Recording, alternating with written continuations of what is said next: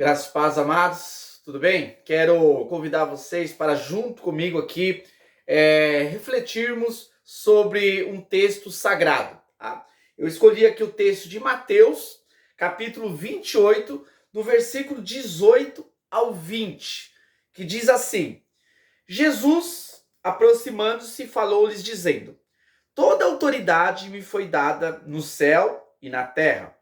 Ide, portanto, fazei discípulos de todas as nações, batizando-os em nome do Pai, e do Filho, e do Espírito Santo, ensinando-os a guardar todas as coisas que eu vos tenho ordenado.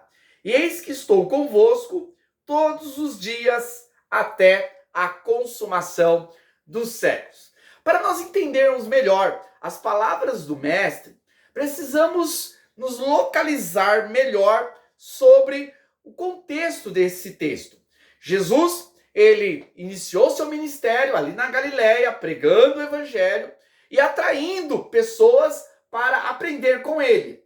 Podemos falar aqui dos apóstolos, que foram os alunos de Jesus, que vivenciaram o dia a dia do mestre e aprenderam acerca das coisas do reino, sobre as coisas que haveriam de acontecer. Jesus, ele cumpre a sua missão lá na cruz, no qual ele morre, derrama seu sangue precioso para que miseráveis pecadores, eleitos de Deus, pudessem ser justificados. Logo depois, Jesus é ressuscitado, ele ressuscita e vem de volta para ter com os seus discípulos por um pouco de tempo. Esse pouco de tempo são aproximadamente 40 dias, no qual Jesus confirma o seu ensino sobre o reino de Deus. E antes de ascender aos céus, Jesus reúne os seus discípulos e ele traz aqui, nesse texto que nós lemos, as suas últimas orientações, as últimas informações essas que deveriam fazer parte da vida dos apóstolos, que eles deveriam gastar o resto da sua vida para que estas palavras pudessem ser cumpridas. E aqui Jesus ele inicia falando sobre a autoridade. Toda a autoridade foi me dada nos céus e na terra. Aqui Jesus ele revela a sua natureza divina, que ele é Senhor dos céus e da terra. Ele não é um simples homem que foi surrado pelo julgamento ali dos homens. Não, mas que ele é o Deus Todo-Poderoso, que tem poder acima do Império Romano, poder acima de qualquer exército humano, que qualquer autoridade, que ele está acima dos anjos, que ele é o Deus Todo-Poderoso. E nessa autoridade, ele manda os seus discípulos a fazer uma missão, a cumprir um chamado. Chamado esse importante de que de prontidão os apóstolos o receberam, porque sabia que ele era Jesus, o Deus Todo-Poderoso. E a missão era que eles tivessem que fazer discípulos. As pessoas enfatizam muito o id, que a missão era ir. E muitos se baseiam na ideia de se espalhar por várias partes do mundo.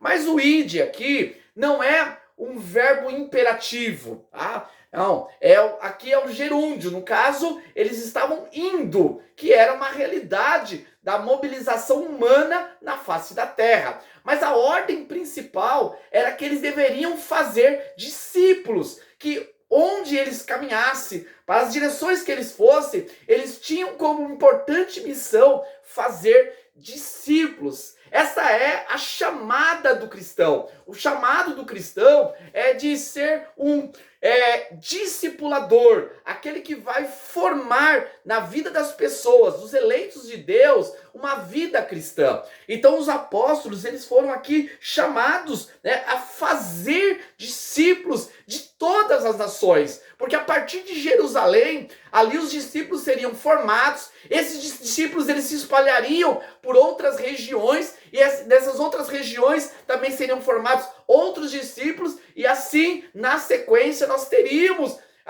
no mundo todo a expansão da mensagem do evangelho através da vida dos discípulos. E aí, ele conclui aqui no versículo 20, né, detalhando melhor como era esse chamado de fazer discípulos, ensinando-os a guardar todas as coisas. Eu gosto muito de destacar essa palavra guardar, porque o guardar, ele implica muito mais de um entendimento intelectual. Não era ensinar o evangelho como se fosse uma cartilha de Jesus, composto de várias regras, do qual as pessoas deveriam crer e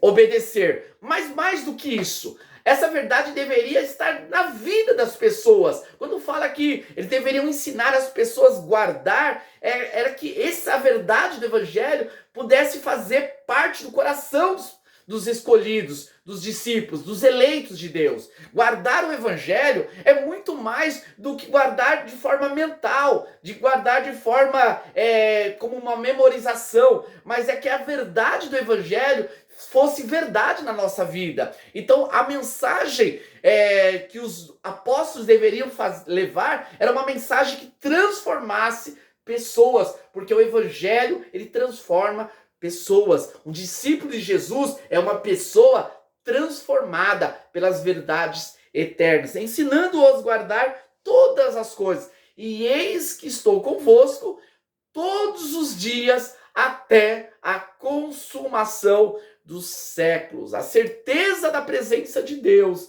a certeza de que nós não estamos sós, é que quando nós verdadeiramente reconhecemos o chamado do Mestre, quando nós entendemos a voz que ecoa no nosso coração através do Espírito Santo, que somos escolhidos para pregar o Evangelho. Por que muitas pessoas hoje têm vivenciado um esfriamento espiritual, têm vivido uma vida baseada numa rotina essa que pouco tem a ver com a pregação do Evangelho, com a missão que Deus colocou na vida dos discípulos, o reconhecimento da grande comissão, o reconhecimento do nosso chamado como cristão. Somos separados, escolhidos, vocacionados para fazer discípulos. E essa é uma responsabilidade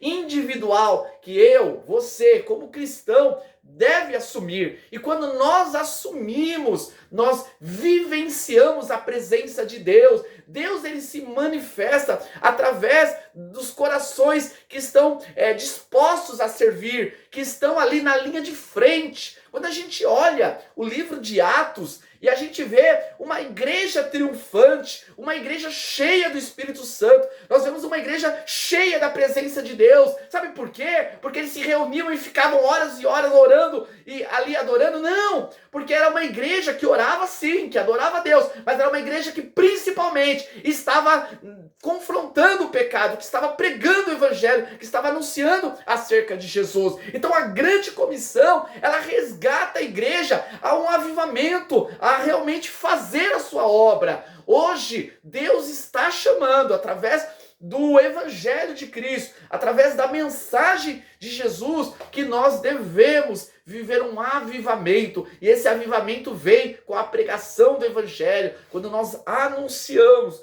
falamos de Jesus. Hoje vivemos um mundo caído, vivemos numa geração perdida, de pessoas que são indiferentes à palavra de Deus, são indiferentes à fé cristã, que debocham, que blasfemam contra Deus. E nós somos chamados para fazer a diferença, para anunciarmos o evangelho. Eu não sei onde você está, não sei para onde você vai para a África, vai para um país aqui na América Latina, ou vai para a Ásia, mas eu quero te dizer que onde você estiver, você é chamado para ser um discipulador, para você é chamado para levar as verdades de Deus, e que com certeza Deus estará com você. Jesus, a presença do Senhor, há de te fortalecer nessa tão importante missão. Que Deus, em Cristo Jesus, continue nos abençoando e que nos capacite a ouvir a sua voz e fazer valer a mensagem do Evangelho em nossas vidas. Muito obrigado, agradeço a sua atenção. Deus continue te abençoando.